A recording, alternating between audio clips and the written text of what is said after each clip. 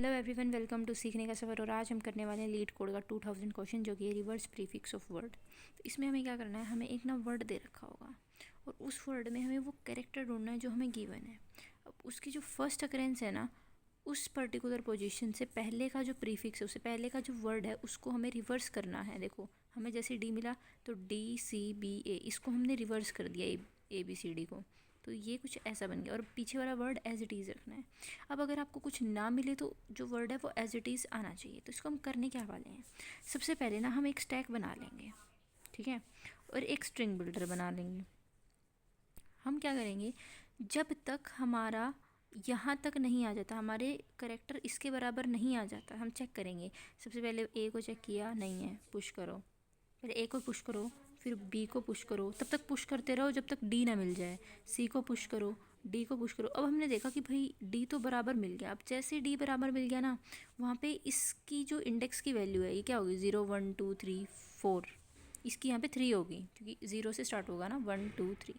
तो उसको स्टोर करा लो और उस पर्टिकुलर इंडेक्स तक, फिर जब तक एम्प्टी ना हो जाए ना स्टैक, तब तक उसको, अब स्ट्रिंग बिल्डर अभी तक खाली था, तब तक उसमें से पॉप करते जाओ और इसमें प्रिंट कराते जाओ। मैंने यहाँ प्रिंट कराया, यहाँ प्रिंट कराया, यहाँ प्रिंट कराया, पर ये सब एक निकला, प्रिंट हुआ, दूसरा निकला, प्रिंट हुआ, तीसरा निकला, प्रिंट हुआ। अभी एम्प्टी हो गया तो स्टॉप हो जाएगा।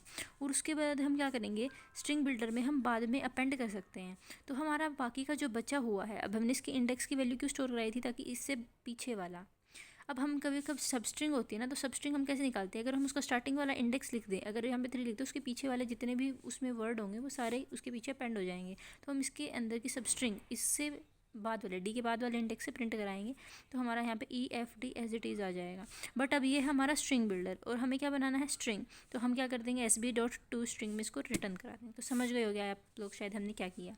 यहाँ तक हम स्टैक में डालेंगे, फिर उसको पॉप करा के स्ट्रिंग बिल्डर में डाल देंगे तो वो रिवर्स आ जाएगा, क्योंकि स्टैक की प्रॉपर्टी आपको पता है वो उल्टा निकालता है, मतलब फर्स्ट इन लास्ट आउट होती है, ठीक है। और अभी हम इसका कोड लिखते हैं। चलो, वैसे कोड आपको, अब की बार मैं कोड लिख ही रही हूँ तो आपको मिल जाएगा वीडियो में।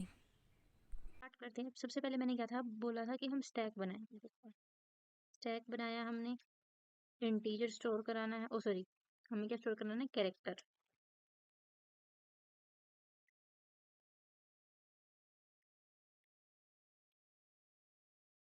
फिर मैंने कहा था हम स्ट्रिंग बिल्डर बनाएंगे।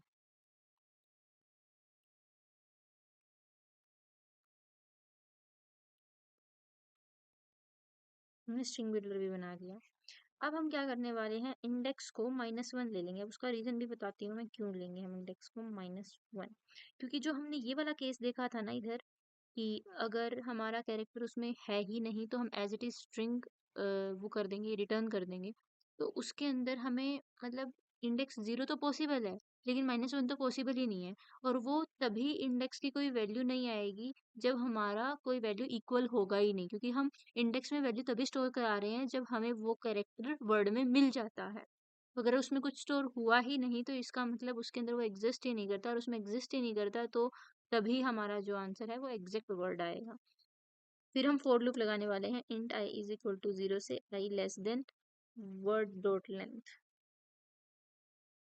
I plus plus. तो हम क्या करते जाएंगे, ये ब्रैकेट गलत कैसे लग गई, तो तब तक हम क्या करते जाएंगे, स्टैक में पुश करते जाएंगे साथ में। यहाँ पे 0 की वजह 9 भी लग गया है। st dot push word dot char at I, okay. और उसके बाद हम चेक करेंगे कि जो word dot char at I, मतलब उस पर्टिकुलर पोजीशन पे, ith पोजीशन पे जो वर्ड है, क्या वो इक्वल है CH के जो हमें कैरेक्टर यहाँ गिवन है, ओके। अगर ऐसा होगा तभी मैं इंडेक्स के अंदर आई की वैल्यू स्टोर करा दूंगी और इसको रोक देंगे, फिर हमें आगे जाना ही नहीं है, ब्रेक लगा देंगे। फिर मैं चेक करूंगी कि अगर आई की वैल्यू कुछ आई नहीं, मैंने कहा ना वो वाला केस की कुछ आएगी ही नहीं, वो किस केस में नहीं आएगी, जब वो उसके अंदर मैच ही नहीं करेगा। उस केस के लिए लिखेंगे, अगर वो इक्वल टू -1 ही रह गया तो आप एज इट इज वर्ड को रिटर्न कर दीजिए। वरना आप क्या करेंगे, जब तक स्टैक एम्प्टी नहीं हो जाता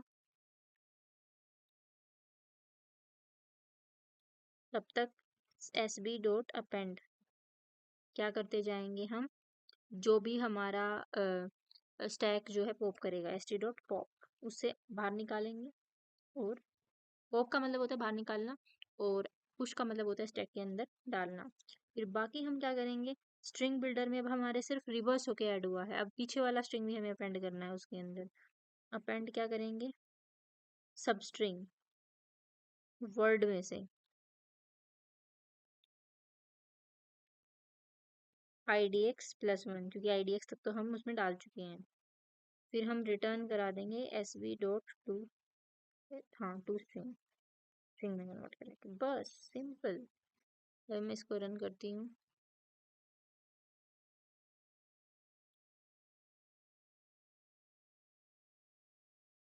तो ये हमारा चल गया। आई होप आपको समझ में आ गया होगा। आ गया हो तो चैनल को सब्सक्राइब कर देना, वीडियो को लाइक कर देना और कमेंट्स में जरूर बताना। Thank you so much. मिलते हैं नेक्स्ट वीडियो में अगले क्वेश्चन के साथ।